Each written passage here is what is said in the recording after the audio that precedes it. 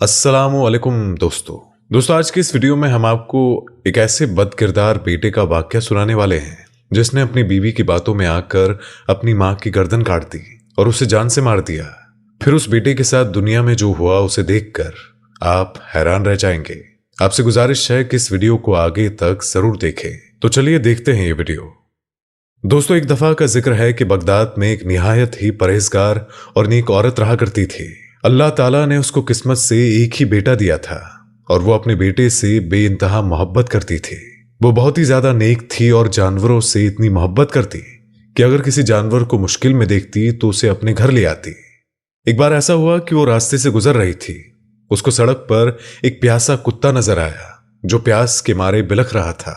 वो उसके करीब गई, लेकिन आसपास कोई भी पानी का कुआं न था और उसने उस छोटे से कुत्ते को उठा लिया और अपने घर ले आई।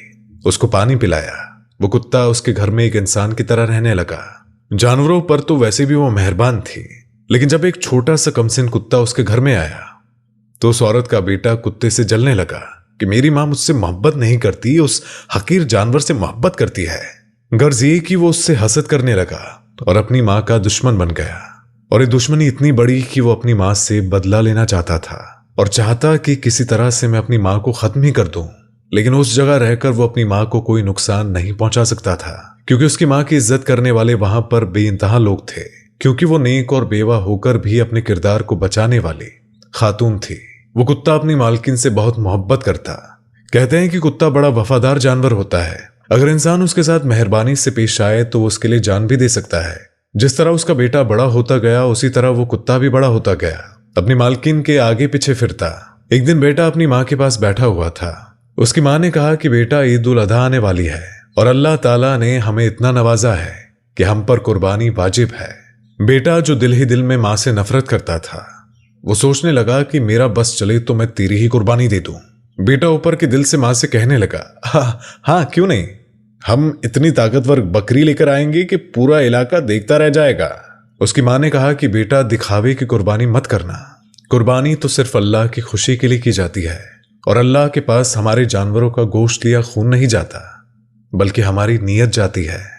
और वो जानवर हमारे हक में अल्लाह ताला के हुजूर इंशाअल्लाह दुआ करेगा। ईद के दिन बहुत करीब आ गए थे और बेटा दिल ही दिल में परेशान था कि मुझे अपनी माँ को किसी भी तरह अपने घर से बाहर निकालना है। उसकी बीवी ने उसको समझाने की बजाय उसको ही सुलगाना शुरू कर दिया और कहने लगी कि सुनो जी, मेरे पास एक तरकीब है। उसने कहा कि बताओ। बीवी कहने लगी कि जिस दिन बकरी की कुर्बानी होगी उस दिन तुम अपनी माँ की गर्दन पर छुरी फेर देना। तुम कसाई को मत बुलाना और बकरी को खुद ज़िबा करना और हम खामोशी से जो उस घर का तहखाना है ना, वहां जाकर तुम्हारी माँ की लाश को दफन कर देंगे और किसी को भी पता नहीं चलेगा। और अगर ऐसा हो जाए तो क्या बात होगी, सारी जायदाद जो उसके नाम है वो हमारे पास आ जाएगी। ईद का दिन आ गया। वो नमाज पढ़कर आया और कहने लगा कि माँ, मुझे बकरी की कुर्बानी करनी है, मुझे इजाजत दे दो। माँ ने कहा कि बिल्कुल शुरू करो और सुन्नत को जिंदा करो और अल्लाह ताला इस कुर्बानी को कबूल करे। बेटा दिल ही दिल में हंस रहा था और बहू भी करीब खड़ी थी। घर को चारों तरफ से उसने बंद कर दिया था ताकि कोई भी उसके माँ से मिलने ना आ सके। जो कोई भी आता दरवाजा खटखटा कर वहां से चला जाता। अब वो बकरी की कुर्बानी के लिए पूरी तरह से तैयार था और उसकी माँ एक तरफ खड़ी थी।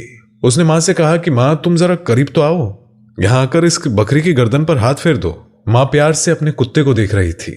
बड़ी अजीब बात थी कि कुत्ता बड़ा बेचैन था और अपनी मालकिन के आगे पीछे फिर रहा था।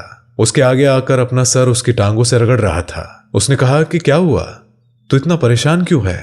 कुत्ता अपनी मालकिन को आगे बढ़ने से रोक देता कि नहीं, अपने बेटे के पास मत जाओ। लेकिन माँ अपने बेटे के पास आ गई। जैसे ही बेटे ने बकरी की गर्दन पर छुरी चलाई तो वो तड़पने लगी, खून खौलने लगा। उसी वक्त जैसे ही उसकी माँ झुकी, उसने अपनी माँ की गर्दन पर भी छुरी चला दी। एक तरफ जहां वो बकरी तड़प रही थी तो दूसरी तरफ उसकी माँ तड़प रही थी। जब एक माँ को उसके बेटे ने ज़िबा किया तो पूरा अर्श हिल रहा था।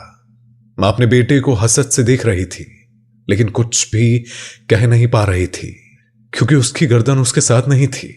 वहीं तड़प तड़प कर माँ ने कलमा पढ़ा और दम तोड़ गई। लोग परेशान हो गए कि ये कुत्ता तो इतना भौंकता नहीं था, लेकिन आज ऐसे भौंक रहा है कि जैसे किसी ने उस पर शदीद जुल्म किया हो। उस पर उसकी बीवी ने इशारा किया कि इस कुत्ते को भी मार डालो। और उसने उसी वक्त उस कुत्ते की भी गर्दन पर छुरी चला दी। छुरी इतनी तेज थी कि 1 मिनट भी ना लगा और वो कुत्ता भी वहीं पर दम तोड़ गया। अब वो अपनी बीवी से कहने लगा कि जरा इस बकरी का ख्याल रखना, मैं अपनी माँ और कुत्ते को नीचे तहखाने में दफना कर आता हूँ। वो गुनाह अजीम कर चुका था। वो सोच रहा था कि उसकी जिंदगी ऐश इशरत से गुजरेगी, लेकिन नहीं, उसी रात उस पर अजाब का सिलसिला शुरू हो गया। वही कुत्ता जो अपनी मालकिन से बेइंतहा मोहब्बत करता था, उसके ख्वाब में आने लगा और उसके ख्वाब में आकर बहुत जोर जोर से भौंकता और कहता कि तूने अपनी मां पर जो जुल्म किया है उसके लिए तुझे अल्लाह कभी माफ नहीं करेगा। तेरी कुर्बानी कबूल नहीं हुई है, तेरी कुर्बानी को तेरे मुंह पर मार दिया गया है। ये ख्वाब उसने पहली रात को देखा तो उठकर बैठ गया। उसकी बीवी कहने लगी कि क्या हुआ? वो कहने लगा कि कुछ नहीं, चुप कर सो जाओ। उसे क्या पता था कि अभी तो शुरुआत है। अब जब भी वो गोश्त खाता तो उसमें भी उसे कुत्ता ही नजर आता और वो भौंक रहा था। वो बेटा पागल होने लगा और अपना सर पीटने लगा, अपने बाल नोचने लगा, क्योंकि अब वो कुत्ता उसका पीछा नहीं छोड़ रहा था। वो इतनी जोर जोर से भौंकता कि वो चिल्लाने लगता। वो अपनी बीवी से कहने लगा कि देखो, वो कुत्ता मेरे सामने खड़ा है, जोर जोर से भौंक रहा है, न जाने वो क्या कहता रहता है, मैं पागल हो जाऊंगा। इसी कैफियत में 6 महीने गुजर गए। उसकी बीवी सोचने लगी कि मेरे शौहर पर आसार का साया हो गया है, मुझे किसी आमिल के पास जाना चाहिए। उसी इलाके में एक अल्लाह वाला था। वो औरत अल्लाह वाले के पास गई जो अल्लाह के बहुत ही नेक बंदे थे। वो बहुत कुछ जानते थे।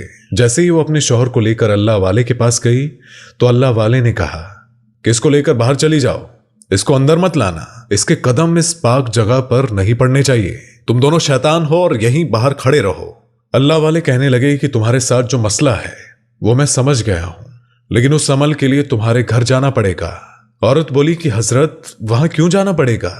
अल्लाह वाले कहने लगे कि जन्नत आपके घर में है ना, इसीलिए वहां जाना पड़ेगा। अभी चले हजरत, देर किस बात की है? अल्लाह वाले कहने लगे, मेरी एक शर्त है कि तुम्हारे मोहल्ले में जितने भी लोग तुम्हारे शौहर की मां की इज्जत करते थे उन सभी को बुलाया जाए। बुजुर्ग के कहने पर उनकी शर्त को पूरा किया गया और उस आदमी समेत उसकी बीवी को घर लाया गया। बुजुर्ग ने चारों तरफ देखा और कहा, घर तो बहुत आलीशान बनाया हुआ है, लेकिन तुम्हारी मां कहाँ है? मां तो खाला जान के घर गई हुई है। अच्छा, तो बुलाओ अपनी मां को। अच्छा, लेकिन उनकी क्या जरूरत है? आप तो मेरे शौहर का इलाज करने आए हैं ना? उसका शौहर फिर से चीखने लगा और कहने लगा, देखो, वो मेरे सामने खड़ा भौंक रहा है, वो मुझे काट लेगा, उसके लंबे लंबे दांत है, वो बहुत तेज आवाज में भौंक रहा है। बुजुर्ग ने कहा कि बुलाओ अपनी खाला को। उसने अपने किसी आदमी को भेजा और उसकी खाला भी आई। खाला घर में आई और वो बहुत ही घबरा रही थी और कहने लगी कि क्या हुआ, मुझे क्यों इस हालत में घर में बुलाया गया है? बुजुर्ग कहने लगे कि ये बताओ कि इस आदमी की मां तुम्हारे घर में है? उसने कहा कि नहीं, मैंने तो अपनी बहन को कई महीनों से नहीं देखा। लोग अल्लाह वाले से कहने लगे, ये क्या बात है? इस पर वो लड़का कहने लगा कि खाला झूठ बोल रही है, माँ जी तो इनके साथ ही थी, इनके बेटे ने तो हमें यही बताया था।